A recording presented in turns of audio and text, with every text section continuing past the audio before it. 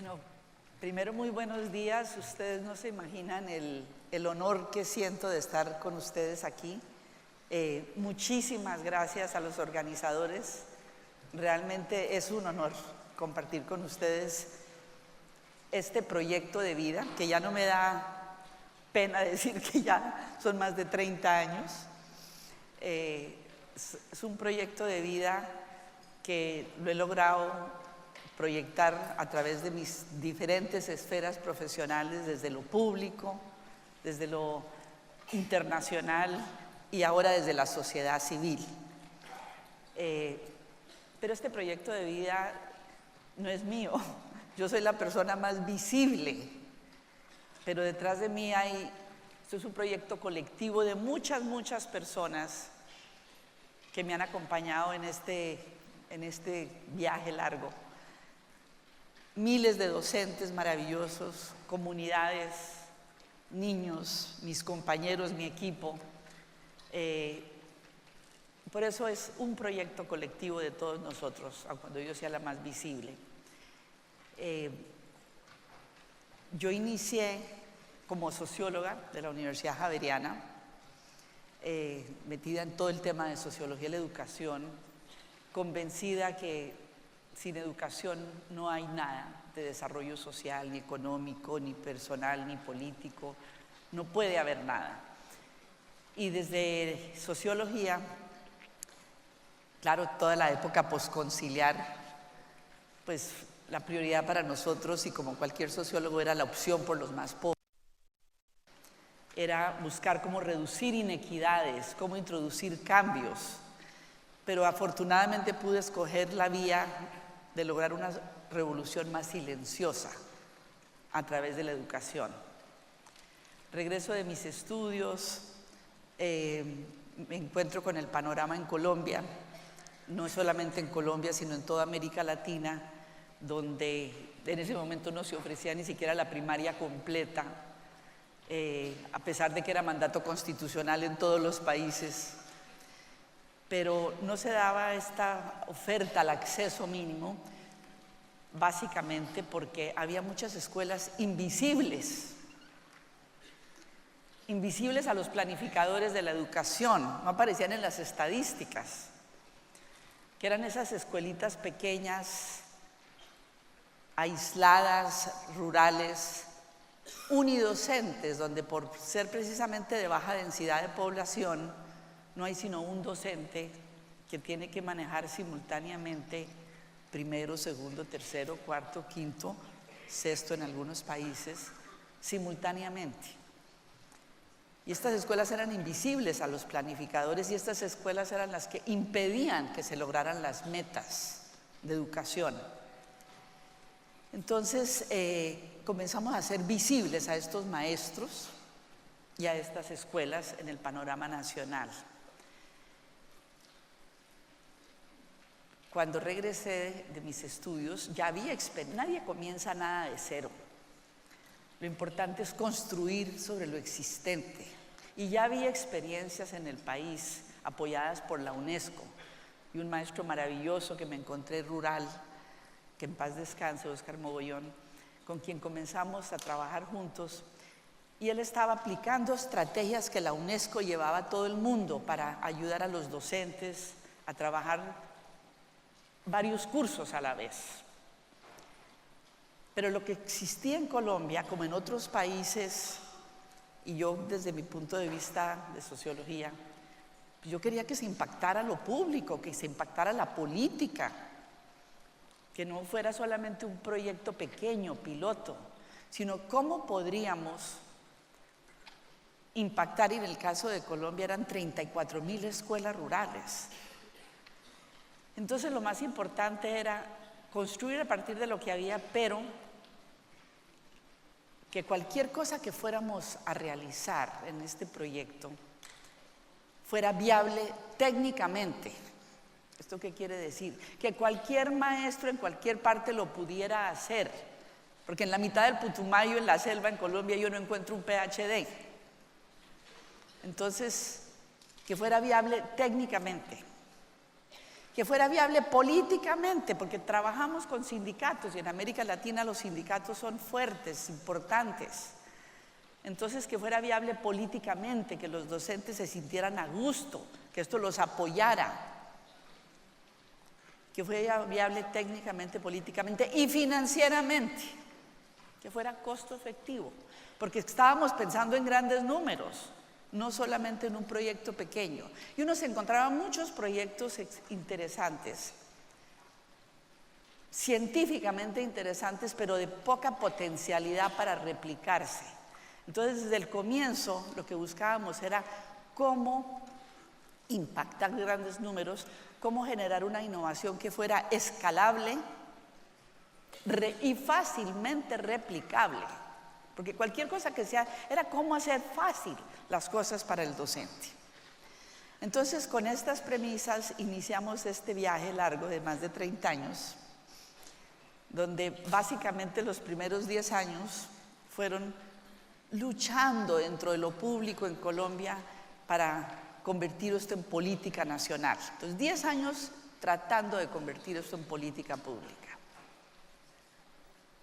Luego, los otros 10 años, una vez el Banco Mundial nos escogió como una de las 3 experiencias a nivel mundial que había impactado exitosamente la política pública, comenzaron a llegar países de todo el mundo. A nosotros nos han visitado 40 países.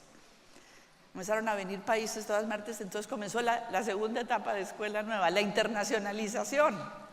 Entonces comenzamos a enviar maestros colombianos, no expertos, los maestros rurales colombianos, al Brasil, Escuela Activa, a Paraguay, a Perú, a Guatemala, a Nicaragua. Y recientemente, en los últimos años, llegamos a Vietnam, Timor-Leste, Zambia. Estamos viendo la posibilidad de entrar a Nigeria en este momento. Pero entonces comenzamos a ver que esta segunda etapa fue la internacionalización de una experiencia que nace en el seno de las escuelas rurales colombianas. Pero después de esos 10 años de internacionalización viene la tercera etapa en la que estoy, que es buscar la calidad y la sostenibilidad. Las innovaciones son muy vulnerables a los cambios políticos y administrativos, y especialmente cuando uno ha tenido que trabajar en lo público. Ya hubiera querido yo soñar comenzar con las escuelas católicas, pero comenzamos en lo público. Entonces fueron 10 años de convertirla en política, una innovación se vuelve política pública, 10 años internacionalizándola y los últimos 10 años desde la sociedad civil luchando por la calidad y la sostenibilidad. Entonces, ya con esta breve introducción quería comentarles a ustedes que los principios, por mi formación en la Universidad Javeriana, siempre fueron los principios católicos de la educación que orientaron nuestro trabajo, aun cuando no trabajamos exclusivamente con escuelas católicas. Entonces, estos fueron los ejes orientadores de todo nuestro trabajo, toda la vida. El pluralismo de la escuela católica es abierta, tiene sentido corporativo y construye comunidad y está comprometida con el mundo porque queríamos reducir inequidades y promover la justicia social. Entonces, ahora ya con esta introducción entro a una presentación un poquito ya más formal, con un poquito más de rigor, sobre Escuela Nueva, una educación de calidad para la equidad y la convivencia. Para nosotros es muy importante, especialmente en Colombia. Quiero comenzar con esta cita de Comenius y quiero que ustedes la lean.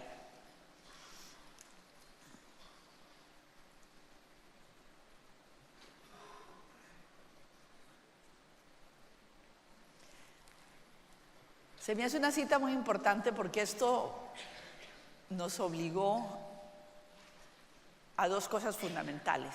1, tomemos la escuela como la unidad de cambio social. Todo el mundo es cambiando el sistema en América. Las reformas en América Latina han sido más de carácter administrativo. Todo el mundo a ver quién maneja, cómo se descentraliza, cómo se maneja la plata, quién no se la roba. Pero se les olvidó lo esencial que es esa relación alumno-docente. Entonces, lo primero que queríamos era precisamente tomar la escuela como la unidad de cambio. Lo segundo era darle un énfasis a una reforma pedagógica, que eso es lo que cualquier maestro puede hacer en su aula, que no tenía yo que depender de otras variables que no podíamos controlar. Cualquier maestro en su aula puede generar cambios. Entonces, esto fue fundamental, porque Escuela Nueva en el fondo es una reforma de carácter pedagógico. Yo decía, todo el mundo en América Latina hablando de miles de otras cosas administrativas, todo el mundo manejando la descentralización, pero se les olvidaba lo principal, que era la relación maestro-alumno. Esto ustedes ya lo saben, pero quise, para que lo lean solamente, el Centro de Pensamiento de Brookings de los Estados Unidos toca estos temas, y quiero simplemente que los lean porque ustedes están más comprometidos que nadie, pero es bueno revisar esto de nuevo y simplemente léanlo.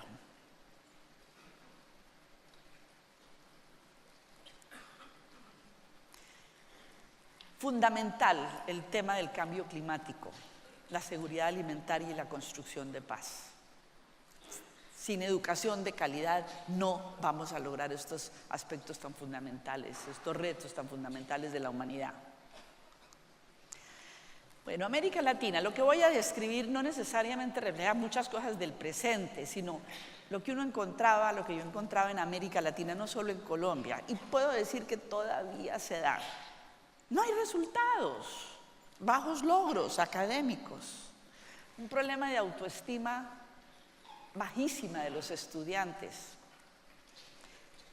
escolaridades incompletas, no se ofrecía el acceso completo, repetición a unos costos altísimos, deserciones escolares, sistemas rígidos que expulsaban al niño. Y aquí les quiero presentar un ejemplo muy concreto.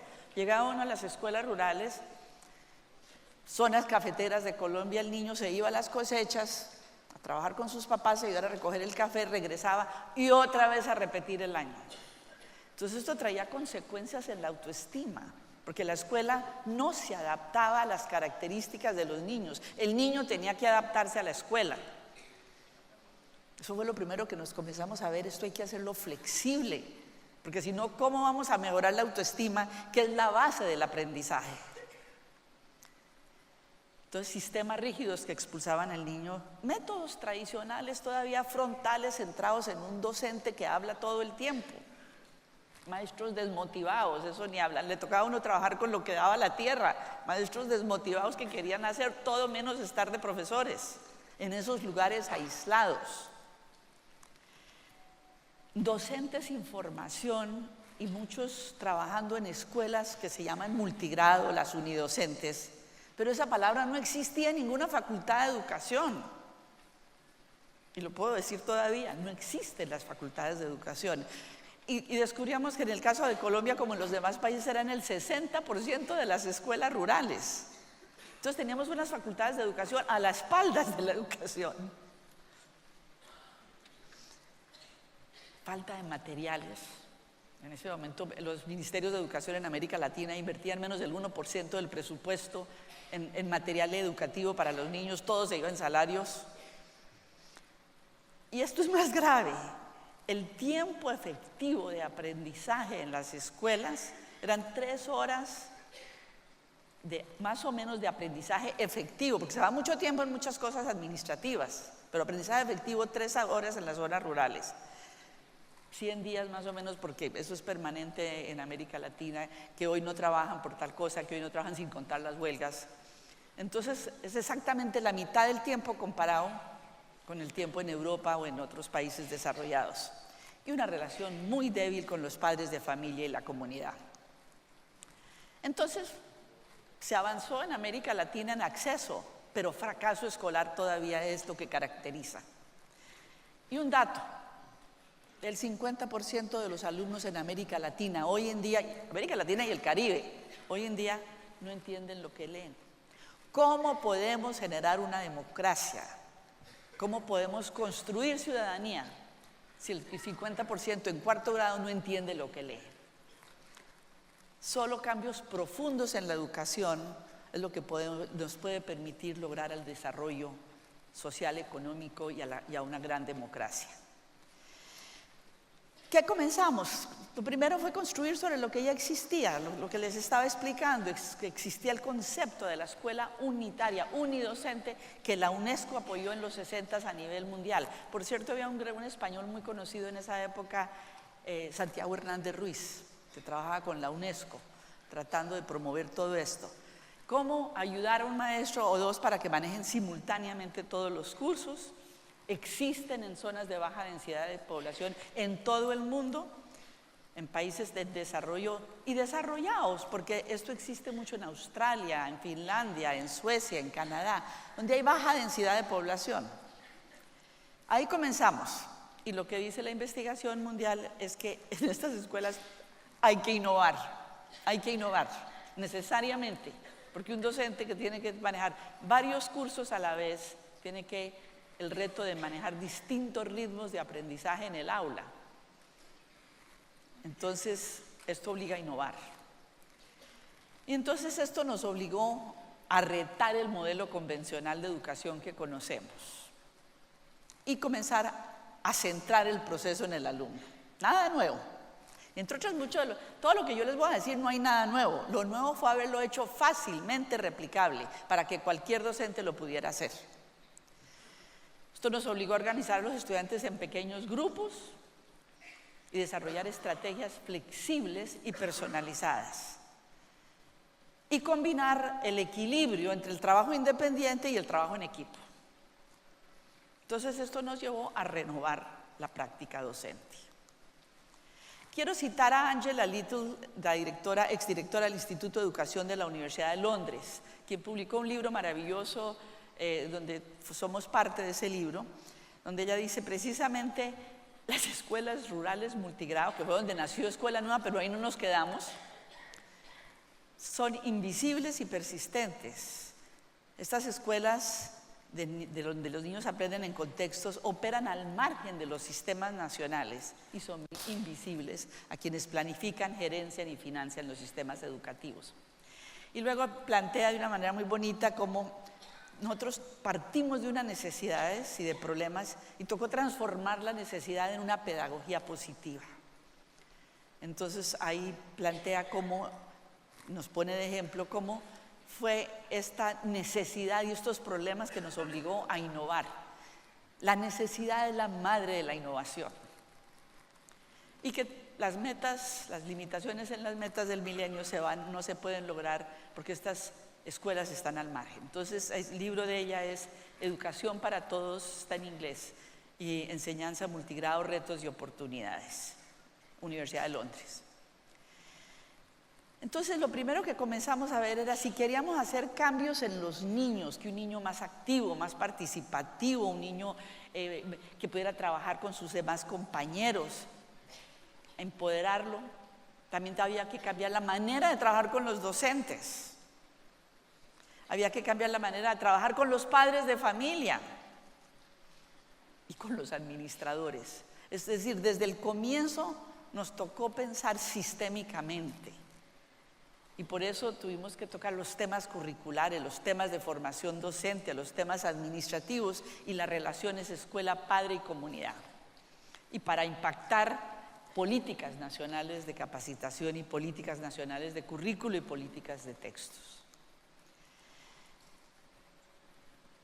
Nada es nuevo para ustedes, pero nos tocó también hacerlo. Mejorar la calidad de la educación implicaba más que expandir los sistemas actuales en América Latina. Más de lo mismo no es suficiente. Había que hacer un giro y lograr un cambio cultural de pasar de transmisión de conocimiento a construcción social del conocimiento. Y comenzar a hablar de un nuevo rol del docente para el siglo XXI. Recuperar el verdadero rol del docente. Lo interesante es que esto es lo que se dice hoy en día, Y resulta que esto lo comenzamos a hacer hace más de 30 años, hablar del nuevo rol del docente. Por eso a veces digo que escuela nueva es como el cuento de la Cenicienta. Comenzamos con las escuelas más pobres, más marginales, más rurales, y hoy en día son las destrezas del siglo XXI. Entonces, eso es un poco la historia. Tuvimos que repensar todo, porque no funcionaba nada. El aula, la manera de aprender y el sistema de educación básica. Entonces, ¿qué busca Escuela Nueva? Transforma la escuela convencional de un modelo frontal, un modelo convencional centrado en el docente, a un aprendizaje activo, participativo, colaborativo, centrado en el estudiante. Como dije, esto no es nada nuevo. Lo nuevo es haberlo puesto en la práctica de una manera fácilmente replicable y costo efectivo. Entonces, Escuela Nueva ha sido una innovación probada para mejorar la calidad de la educación. Detrás de Escuela Nueva hay todas las evaluaciones del mundo que ustedes quieran ver, sobre todo las métricas, los que les gustan las evaluaciones empíricas y las cuantitativas y las cualitativas. Integra de manera sistémica, y aquí es muy importante, costo efectivo, estrategias curriculares, comunitarias, de formación, seguimiento. Garantiza la básica, porque hemos comenzado ahí. Surgió como una innovación local, se convirtió en política nacional a finales de los 80s, llegando a 20.000 escuelas. Tuve la oportunidad en ese momento ya de haber sido viceministra de Educación y le di todo el apoyo en ese momento. Llegamos a 20.000 escuelas. Y luego ha inspirado muchas reformas internacionales. Se ha adaptado a más de 16 países, hoy en día ya 17, y esto ha impactado más de 5 millones de niños, no directamente nosotros, a través de los gobiernos. Y eso es lo bueno y es lo débil también. Entonces, esto es muy importante porque, y luego lo analizaremos posteriormente, pero hay que trabajar con los gobiernos si se quiere tener alto impacto y cobertura, y además es su responsabilidad. Pero también aprendimos, y gracias a Dios tuve la suerte de estar en la Conferencia Mundial de Educación, tanto en Jomtien como en Dakar. Y yo me acuerdo que en Jomtien salió una resolución importantísima que se olvida, y se olvida después. La Conferencia Mundial de Educación, uno de los mensajes es: la educación es tan importante que no puede estar en manos solo de los ministerios de educación. Es compromiso de todos. Fue un mensaje que salió de esa Conferencia Mundial de Educación en Tailandia, pero que después no pasa nada, ¿no? No pasa nada en los ministerios de educación y en las políticas públicas. Entonces, volvamos a Escuela Nueva. ¿Qué promueve? Y como les dije, no son cosas nuevas. Lo nuevo es ponerlo en práctica en escuelas de bajos recursos económicos a gran escala. Un aprendizaje activo, participativo, centrado en el estudiante. Esto lo dijo María Montessori hace 200 años. Pero estas ideas en América Latina llegaron más que todo a los colegios de élite, pero no a las escuelas más pobres. Este es el punto. Todo esto llega a las instituciones de élite. Distintos ritmos en el aula. Este es un aula, por cierto, urbana, en Medellín. Cada niño está en lo que está, van distintos ritmos de aprendizaje. Nada nuevo, es la educación personalizada. Cada uno sabe exactamente en lo que está.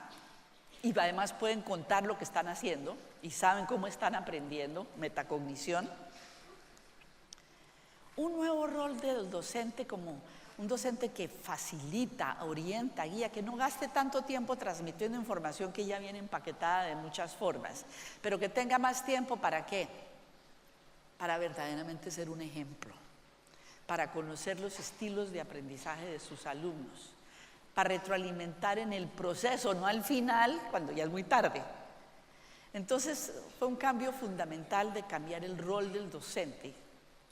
Y para eso primero tuvimos que empoderar a los estudiantes. Que todo lo que el niño aprenda pueda practicarlo. Entonces, todas son escuelas de bajos recursos económicos, con sus padres de familia, con la comunidad. Le pregunto a mi mamá, está estudiando las vacunas, le pregunto a mi mamá si todos mis hermanitos menores tienen las vacunas. Si no es así, ponemos en la casa la lista de vacunas que faltan para mis hermanitos. Era que todo lo que aprendiera se pudiera aplicar de una manera fácil y sencilla con los padres de familia y con la comunidad. Pero no podíamos tener tantas reuniones de padres de familia, porque en las zonas de bajos recursos económicos a veces va la mamá, pero ese día si hay tantas reuniones de padres de familia, ese día no comen. Entonces había que buscar, ingeniarnos maneras estratégicas de cómo involucrar a los padres en el proceso de aprendizaje de los hijos permanentemente, sin tener tantas reuniones. Nos tocó desarrollar un concepto de promoción flexible que facilitara que los estudiantes terminaran unidades académicas a su ritmo. Porque todo el mundo habla de la educación personalizada, pero luego los textos no facilitan el proceso. A nosotros nos tocó modularizar los currículos nacionales, modularizarlos para facilitar distintos ritmos en el aula. Concepto de promoción flexible, donde los estudiantes terminan unidades académicas a su ritmo. Cuando comenzamos con la capacitación de los docentes, nos tocó compensar lo que las facultades de educación no estaban haciendo. Que los maestros vivieran las mismas metodologías que van a utilizar con sus alumnos. ¿Cómo pretendemos que el docente haga el cambio si él se formó de manera tradicional? Si queremos que un docente promoviera una participación activa en el aula, pues el maestro tiene que haber vivido participado y formarse de una manera activa también. Ahí comenzaba a ver todas las universidades y todas las facultades de educación y las normales.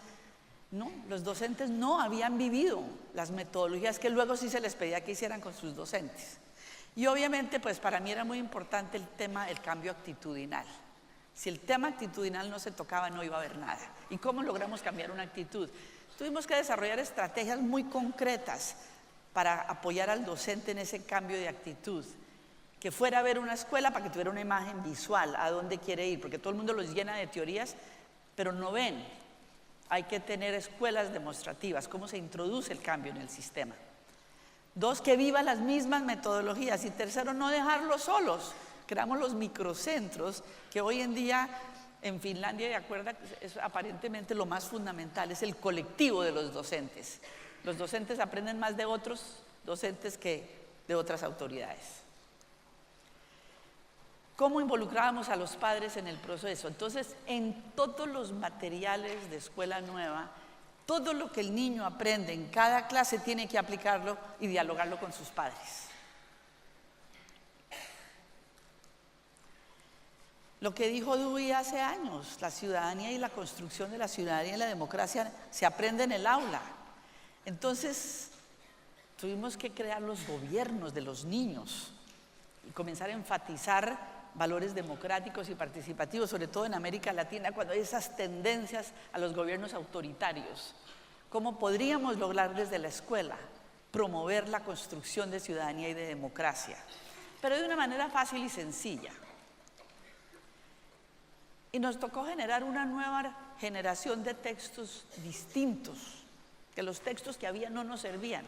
Eran textos dialogantes y guías de aprendizaje donde los niños dialogan e interactúan entre ellos todo el tiempo, construyendo conocimiento. Y reutilizables, porque no había recursos. Reutilizables, no que tengan que cambiar los libros cada año, que no hay Estado que pueda financiar eso. Eso se puede hacer en unas instituciones privadas que tengan recursos, pero al mismo tiempo que fueran flexibles y adaptables a los contextos locales. Entonces fue diseñar un concepto de texto guía diferente, que en el fondo yo lo bautizo 3 en 1. Es un texto, es un cuaderno de actividades y una guía del docente, porque los docentes no tienen tiempo para planear todos los días clases maravillosas, y lo he podido comprobar. En una escuela rural aislada, pobre, multigrado, no tienen tiempo. Y tampoco en un colegio de élite, tampoco hay el tiempo para crear clases maravillosas. Esto es una diferencia fundamental. Había que darle unas herramientas con la propuesta, con el menú de clase, pero para que el docente lo pueda adaptar. Pero no se le puede pedir al docente todo esto porque es demasiado trabajo.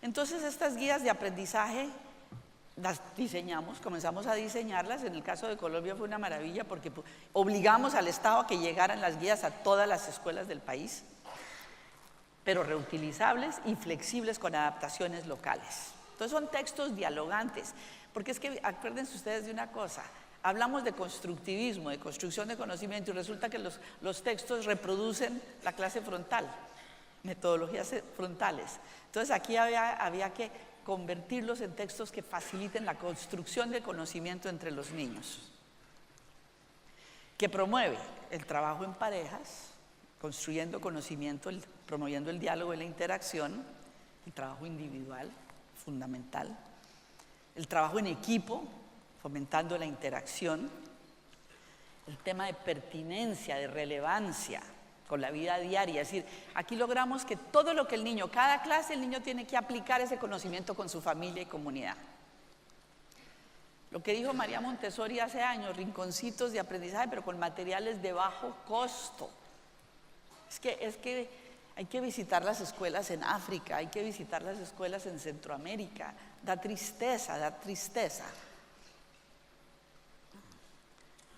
Pequeñas bibliotequitas cercanas a ellos, rincones, que fue muy interesante. Estos rinconcitos de aprendizaje, comenzamos a recuperar la cultura local. Inclusive en la costa pacífica de Colombia una vez encontramos palabras africanas, que eso nos dio la base para iniciar un proyecto de revitalización de la cultura a través de la escuela. Pero cosas concretas. Instrumentos que promueven autocontrol de asistencia. Muchos instrumentos tiene Escuela Nueva para facilitar la autorregulación, que es fundamental en la educación. Y no dejarle todo el trabajo al docente. Pequeñas bibliotequitas que no pasaban de $100 cerca a los niños para que pudieran investigar.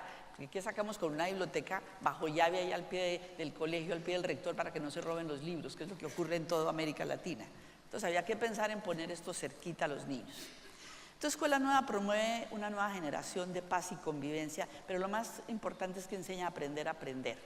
Ustedes dirán, eso suena muy bonito y nada de esto es nuevo. Lo nuevo fue ponerlo en la práctica de una manera fácil. Algo muy importante es que todo lo que estoy diciendo tiene respaldo académico y científico. Eso es lo único que me queda de la sociología. Por lo menos que siempre hubiera medición, ¿no? Que siempre en lo que hiciéramos hubiera monitoreo y evaluación. Entonces sí es posible mejorar cobertura, calidad y equidad de la educación básica, tanto en logro académico como en destrezas sociales. Esto es fundamental, que llaman hoy las destrezas blandas, y en el manejo del pluralismo. Aquí era el manejo de la diversidad en el aula, diferentes edades, diferentes ritmos, géneros, razas. Muchas evaluaciones, estudios y evaluaciones de organismos nacionales de Colombia, de la UNESCO, de la Universidad de Londres, de la Universidad de Stanford, mi universidad, del Banco Mundial, de Colciencias, departamentos de planeación. Ha habido muchos estudios importantes. Ya sabemos que hay una solución y que esto funciona, hasta mal administrado funciona. Este fue el primer estudio que hizo la UNESCO hace más de 10 años en América Latina, el IESE. Comparó todos los países de América Latina y estaba Colombia como en la mitad. Pero fue una gran sorpresa cuando nos llegan después y nos dicen, Colombia fue el único país después de Cuba donde las escuelas rurales sacaron mejores puntajes que las urbanas por Escuela Nueva. Es decir, que una escuela rural le gane en puntajes, en lenguaje y matemáticas a una escuela urbana es muy diciente, excepto de las megaciudades. Entonces aquí ya comenzó a verse el fruto de la intervención de Escuela Nueva en el país, llegando a más de 20.000 escuelas. Después podemos hablar de todos los problemas que ocurren después cuando algo se vuelve política pública, el tema de la sostenibilidad. Pero de todas maneras se demostró que se podían lograr resultados. Pero no solamente en logro académico, sino también se demostró que ese aprendizaje colaborativo entre los estudiantes iniciaba cambios en el comportamiento democrático y en la convivencia pacífica. Esta es la publicación que nos sacó la Universidad de Londres, el impacto de Escuela Nueva en la interacción pacífica de los niños. Y logramos controlar el número de homicidios por municipio donde se hacía todo este estudio, para ver que la escuela sí protege al niño. La escuela puede generarse desde ahí el concepto de paz, y en el caso de Colombia es fundamental. Entonces, aquí comenzamos a ver la íntima relación entre el método y la construcción de la ciudadanía. Lo que nos dijo John Dewey hace más de 100 años. Este es un gran compañero mío colombiano, José Bernardo Toro. Las rutinas pedagógicas orientadas al trabajo en grupo, a la participación, al autoaprendizaje, tienen mayor oportunidad de formar un ethos democrático que aquellas que son meramente directivas. Entonces comenzamos a midamos qué es eso de comportamiento democrático, midamos las destrezas sociales, que casi en ese campo nunca hay medición. Todo el mundo evalúa el lenguaje de matemáticas, pero nadie mira estos elementos de las destrezas sociales. Entonces, en Guatemala, donde el proyecto fue muy fuerte hace años, esto fue la Academia de Educación de los Estados Unidos, hizo la evaluación. El amarillo es escuela nueva, esto es en escuelas indígenas en Guatemala. Los niños aprenden a tomar turnos, a liderar procesos, a retroalimentar positivamente. Esto lo dirigió Ray Chesterfield, un investigador norteamericano. Retroalimentación positiva, a diferencia de la retroalimentación negativa, las interacciones entre los niños. La amarilla es escuela nueva, donde aprenden a tomar turnos y, lo más importante, a liderar procesos. Entonces, en Colombia hicimos este estudio también, que es el que publicó la Universidad de Londres, y entonces se demostraron significativos resultados en la formación del comportamiento democrático y la interacción pacífica de los niños en comparación con escuelas convencionales. Y hay un importante impacto directo del sistema de la escuela en las prácticas de las familias, en los estudiantes. Y ahí es donde Escuela Nueva difiere de las escuelas comunes y corrientes convencionales. El niño se vuelve un agente social, un agente de cambio social en su familia, y además trae a los padres en el proceso de aprendizaje, porque las guías lo piden en todas las lecciones. Y la probabilidad de que los padres perciban un impacto de la escuela en las prácticas de la casa crece con el nivel de implementación de Escuela Nueva. Entre más se hace bien esto, más interacción hay con los padres. Entonces, la esencia de Escuela Nueva es el equilibrio entre el aprendizaje personalizado y colaborativo, y esa es la esencia de Escuela Nueva. Un gran amigo, director del Centro de Estudios Interdisciplinarios de París, François Tadei, con quien estamos trabajando, porque también quiere cambiar la educación francesa, que según para él siente que es muy vertical, muy tradicional todavía. Entonces él plantea: ninguno de nosotros solo es tan inteligente como todos nosotros juntos. François hoy en día es de los científicos más jóvenes de Europa, biólogo y físico, y está liderando grandes cambios en Francia. Este es un anuncio que salió en el periódico El Tiempo hace muchos años. Se buscan personas capaces de trabajar en equipo. Si usted tiene habilidades para resolver conflictos, seguir instrucciones, liderar procesos, cumplir con los tiempos y sobre todo trabajar en equipo, tendrá mayor posibilidades de conseguir empleo. Pero los sistemas educativos, por lo menos los nuestros en la región, no lo están produciendo. Y las empresas están buscando personas con estas características, pero el sistema educativo no las está formando. Y los países desarrollados reconocen que su éxito o fracaso, los tigres asiáticos, dependen de la efectividad de los sistemas educativos. Entonces, América Latina no tiene posibilidad de salir adelante si no mejora la calidad de su educación. Y resulta que estas son las destrezas del siglo XXI. Aprender a aprender, lo que no hace un computador. Liderar procesos, cumplir con tiempos, tomar iniciativas, pensar críticamente, sintetizar información. Pero lo más importante es trabajar en equipo. Estas son las habilidades y destrezas del siglo XXI. En las formas de pensar, ustedes para que lo puedan mirar, para vivir en el mundo, en la forma de trabajar y en las herramientas para trabajar. Estas son las destrezas del siglo XXI que hoy en día tienen que tener nuestros estudiantes.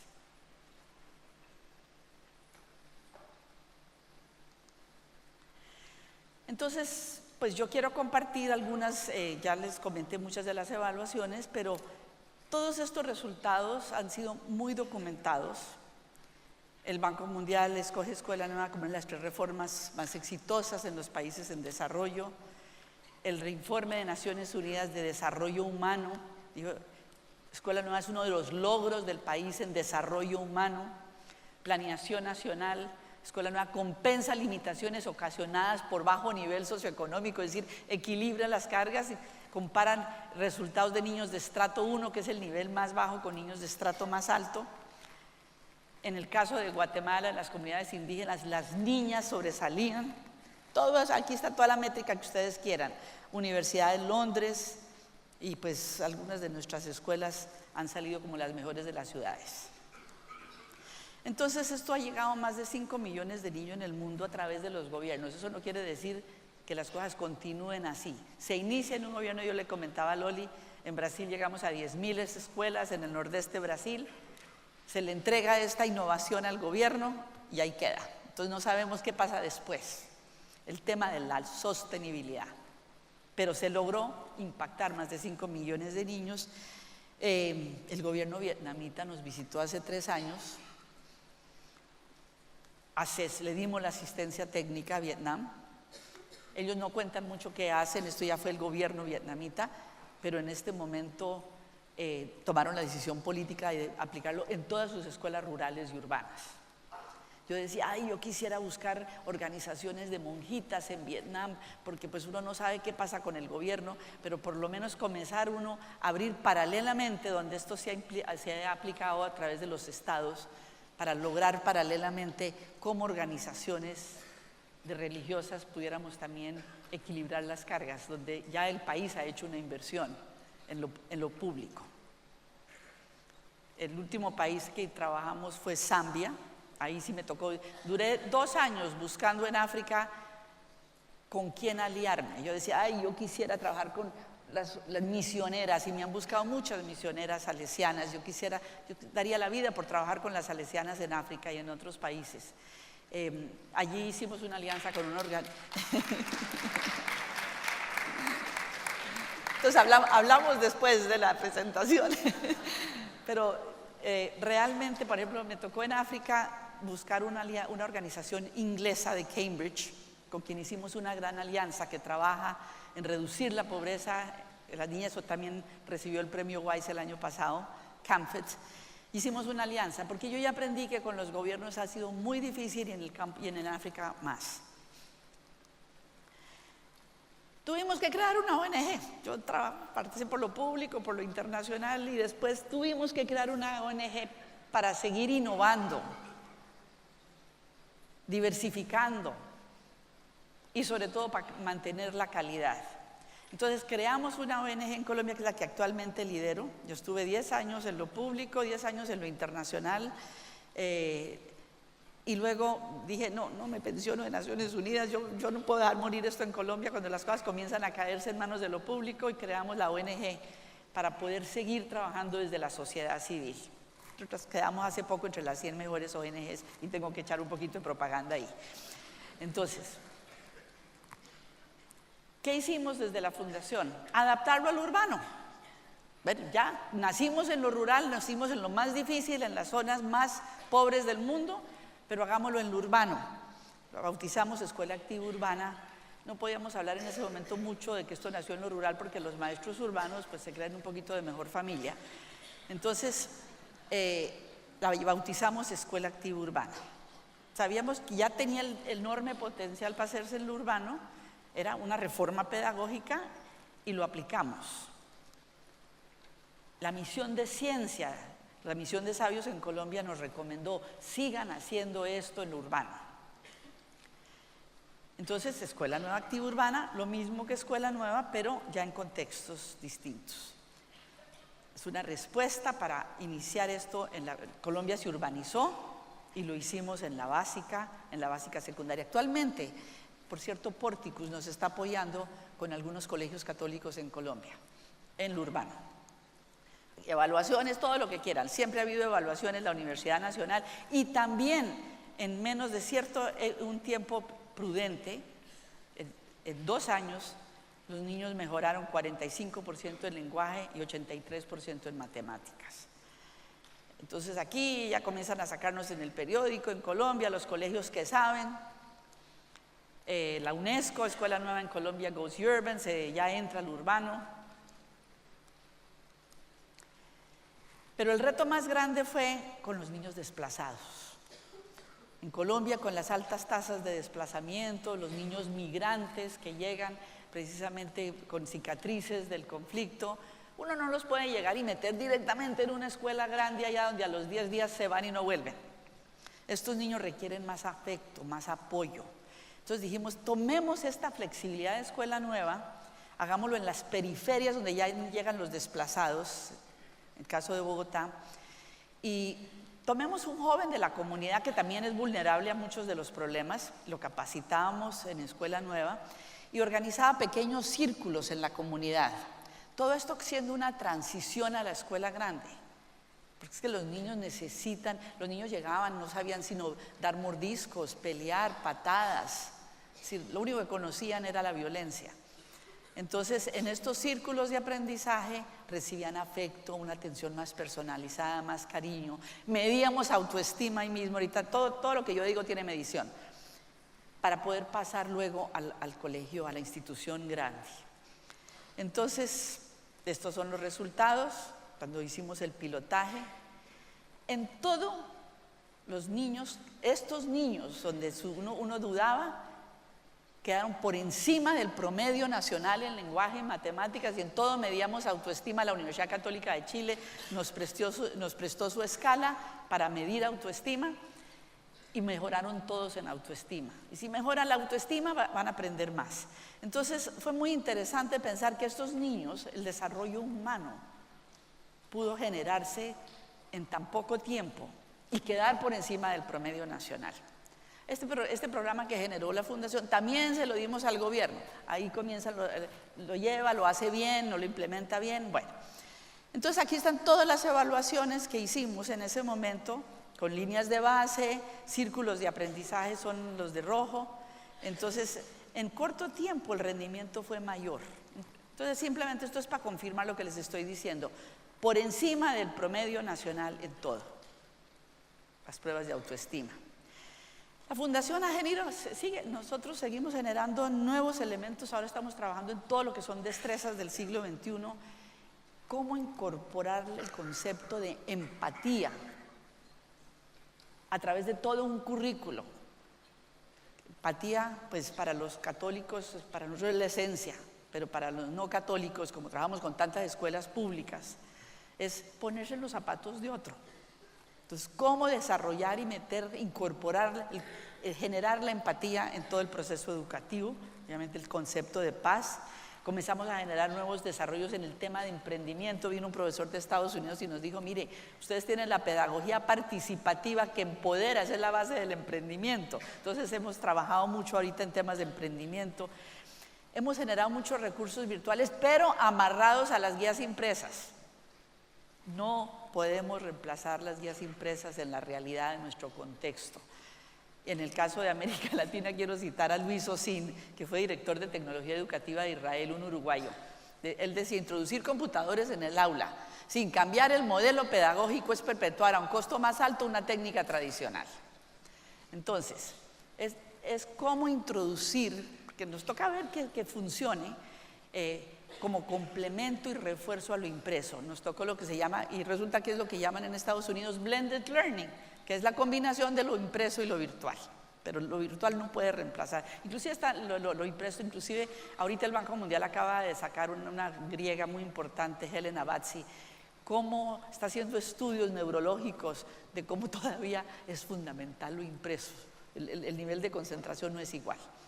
Y el tema de liderazgo, que es tal vez lo más importante.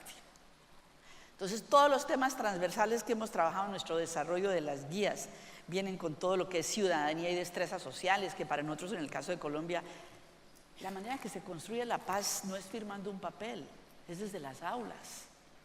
Eso es lo más importante. Todo el tema de salud y el tema de emprendimiento. Entonces aquí está todo esto, habilidades sociales, cómo conozco y autorregulo mis emociones, comprendo las emociones de otros y participo en la resolución de conflictos. La convivencia no se enseña, se aprende juntos. Entonces, todos los nuevos recursos virtuales, y ya con esto termino. Es una alianza que hemos hecho con muchas instituciones, muchas universidades para seguir trabajando. Me encantaría poder trabajar con las organizaciones de los colegios católicos en el mundo y sobre todo lo más importante es que Escuela Nueva desata actitudes y valores para la paz, el emprendimiento y el pensamiento creativo. Esto es mi amigo François Tadei, que vuelvo a citar porque es muy importante para nosotros el apoyo de él. Entonces simplemente quería decirles que de nuevo muchísimas gracias. Ustedes no saben el honor que siento de estar aquí con ustedes y estaré lista a respuestas de ustedes. Muchísimas gracias.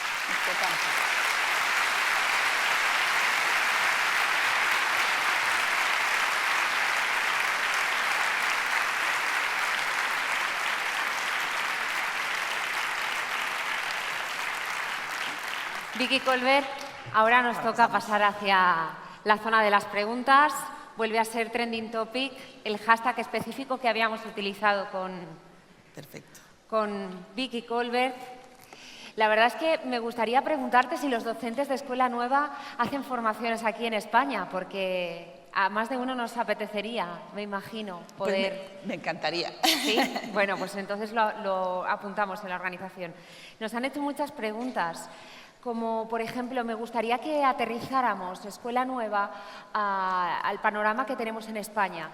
Cualquiera de nuestros colegios, es posible que algunos sí que estén trabajando ya de esa manera. Dinos primeros pasos, por favor, para que podamos aplicar en nuestros centros. Pues ustedes ya, es que yo siento que ustedes, y la ventaja de ser colegios privados y católicos es que ustedes van mucho más avanzados que el resto de la sociedad. Ustedes ya tienen, ya aplican estos principios, pero indudablemente hay esas receticas, estas pequeñas fórmulas que hemos generado para facilitarle el trabajo al docente. Ideal poder generar unas escuelas demostrativas que le muestren el camino a los demás. Muy fácil hacerlo porque es a nivel de los maestros. Dos cosas para poder hacer la escuela demostrativa. Claro. Si nos puede decir dos... Lo primero, ideal poder es una capacitación muy corta porque no hay mucho tiempo para capacitar a los docentes. Sí. Es una capacitación muy corta con nuestro manual, con nuestros manuales, inmediatamente ponerlo en acción. Esto es todo. Es que lo que nos tocó buscar fue las vías rápidas para que las cosas se pudieran hacer y demostrar. Lo que ocurre, algunos de los tweets hablaban de esto, no tanto como preguntas, sino que muchas veces los españoles nos comparamos mucho con el modelo finlandés, por aquello de la innovación educativa.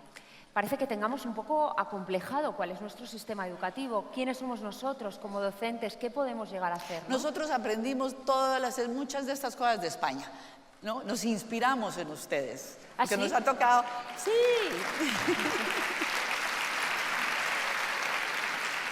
Yo me acuerdo de una monjita española que trabajaba en una organización maravillosa que se llama Fe y Alegría en América Latina.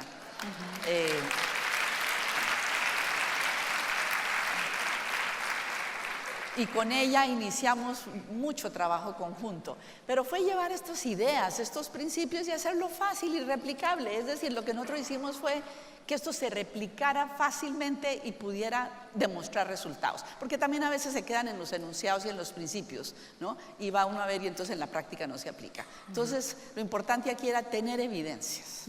A veces cuando has estado hablando sobre cómo el Estado estaba preocupado en Colombia por la situación educativa, a mí me trasladaba, y a algunos de los tuiteros también, a lo que está ocurriendo en España, ¿no? Haciendo una escisión entre el tipo de educación y realmente políticos que excusan e intentan hacer pequeñas reformas educativas, pero no se basan realmente en la pedagogía y cuáles son los charcos, ¿no? Hay que aterrizar en el almendrón, que es el aula de clase. Exacto, por eso, como vamos a aterrizar, pregunta en papel, ¿qué le dirías a los profesores? Siempre los hay, Vicky, que se quejan de que el problema de que los niños y niñas es que no aprenden porque están distraídos, no estudian, no les ayudan en casa. Yo creo que lo primero es todo niño puede aprender. Todo niño puede aprender. Y lo primero que hay que tener es que el maestro crea que pueden aprender. Si uno parte del supuesto que no pueden aprender, no van a aprender. Lo más importante es ese cambio de actitud. Porque en el caso de Colombia, cuando comenzábamos a ver que había resultados, inmediatamente la autoestima del profesor también subía. Porque ¿qué tal un profesor donde todos sus docentes se mueren, no se repiten y no pasan y fracasan? Pues es muy triste. Yo siempre, y además siempre he comparado esto con el sector salud, ¿no? A un médico que se le mueran todos sus pacientes se debe sentir muy mal, ¿no? Entonces, y además aquí hay algo que se me olvidó decirles. Comparen, ya para enfatizar el por qué ese cambio de paradigma pedagógico en el aula. Si yo traigo un médico de hace 100 años a un hospital hoy en día, ese médico está loco porque todo ha cambiado, sector salud. Si yo traigo, en el caso de América Latina, no estoy diciendo que sea Europa, si yo traigo un maestro de hace 100 años y lo meto a un aula hoy en día, común y corriente, en América Latina, no está tan perdido porque todo ha cambiado, menos la manera de aprender. Y hablando y a colación de la autoestima, ¿podría citarnos alguna herramienta, algún método para poder medir la autoestima? Pues el instrumento que nos prestó la Católica de Chile, con el mayor gusto la podemos compartir, claro que sí. Sí. Más preguntas. Por cierto, creo que tiene preparado un vídeo que quiere mostrarnos a todos nosotros. Había un videíto, me da pena porque es un poco casero. No pasa nada, estamos en familia, lo que pasa es que somos grandes. Estoy en familia, es un videíto muy casero, pero que muestra lo que significa el empoderamiento, especialmente de las niñas. Ayer comparando yo con Malala. Entonces veamos este videíto de 1 minuto. Nuevamente quiero contarles cómo fue en este segundo semestre la elección del gobierno escolar. Primero, se lanzaron conmigo 5 candidatos más. Segundo, nosotros hicimos campaña durante una semana con el propósito de mostrarle a los compañeros qué íbamos a hacer si llegábamos a ser elegidos. Elaboramos un proyecto como este, teniendo en cuenta el qué, el cómo y el para qué de las cosas. Nos proponemos lo que vamos a hacer. Olvidaba contarles que en estos días asistieron padres de familia con el fin de presenciar nuestra campaña. No solamente hicimos proyectos, sino que también hicimos carteleras, pancartas, en fin, diferentes actividades para motivar a nuestros compañeros. Al terminar la campaña, procedimos a votar. 5 padres de familia se encargaron del escrutinio. Mis compañeros votaron por mí, no porque yo comprara sus votos o por amistad. Ellos votaron porque vieron que yo soy la mejor. ¡Qué lindo!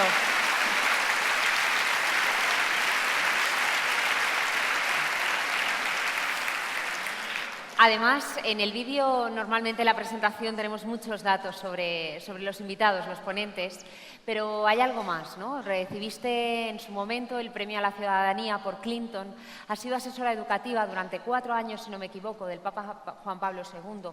¿Qué experiencias sacas de esto último? Bueno, es decir, la premiación que recibió el presidente Clinton fue muy importante, fue la primera premiación que él da mundial a la ciudadanía. Pero es que la comunicación del Papa me llegó al alma. Entonces, Cuéntanos. No, realmente, pues es decir, uno es parte de un grupo de Corunum, Viva Roma cada año, durante 4 años, para poder dar orientación a las escuelas católicas del mundo sobre todas estas ideas que no son nuevas. Pero fue una experiencia maravillosa y, como dije, fue más importante que todas las otras. Esa me llegó al alma. Y pudimos hacer, obviamente, de un nivel a operativizar las cosas, ya siento que hay que trabajar más con las comunidades de base. ¿Y ahora qué retos son los que se te plantean? Bueno, el reto tal vez más importante es posicionar la idea de que sí es posible mejorar la calidad de la educación en las escuelas más pobres, en países pobres, a un costo razonable, pero también para las poblaciones pobres de los países en desarrollo, los países desarrollados. Entonces, para mí ese reto posicionar que sí se puede, ¿no? Eso tal vez es lo más importante. ¿Cómo trabajasteis desde vuestro proyecto la relación con los padres? Decías, vamos a descender las reuniones que tenemos con ellos.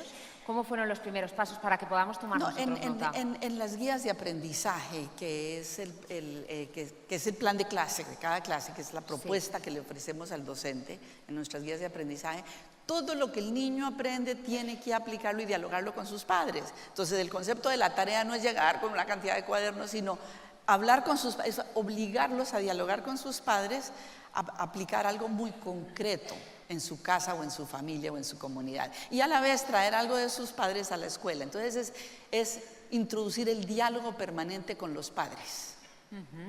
En todo lo que se aprende todos los días. Sí, hay una de las preguntas en papel que habla, pues bueno, sobre estos profesores, educadores tradicionales que tienen prácticamente todos los claustros.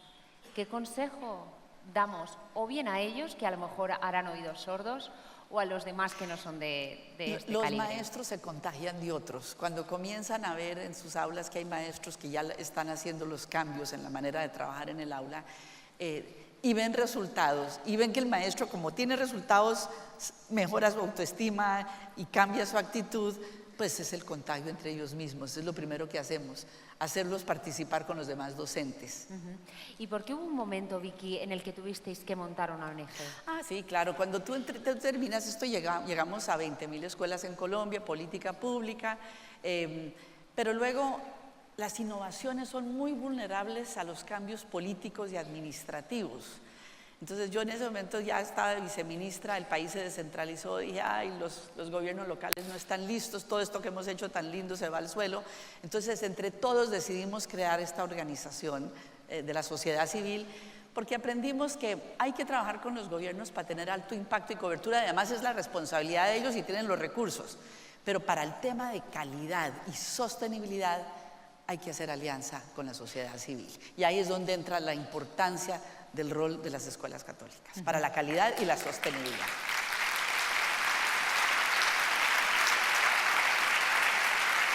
Última pregunta ya, porque estamos casi en el tiempo, Vicky. Durante todo este proceso, ya lo hemos estado viendo a lo largo de las distintas ponencias, nos has estado acompañando durante estas jornadas. ¿Qué es lo que verdaderamente se requiere para poder mantener la motivación y el liderazgo durante tanto camino que no es fácil? El aguante de tantos años lo mantiene a uno vivo. Yo creo que primero el ver resultados, cuando uno dice hay resultados. Dos, el contacto con la base.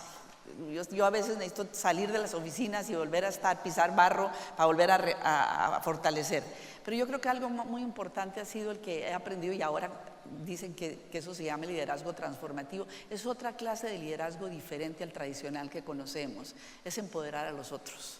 El liderazgo verdadero, que hoy en día se llama liderazgo transformativo, es saber empoderar a los demás. Esa es la esencia del liderazgo, y creo que esa ha sido la esencia de Escuela Nueva. Tú lo has hecho en esta ponencia, ¿sí o no? Bueno, un fuerte aplauso, por favor, para Vicky Colbert.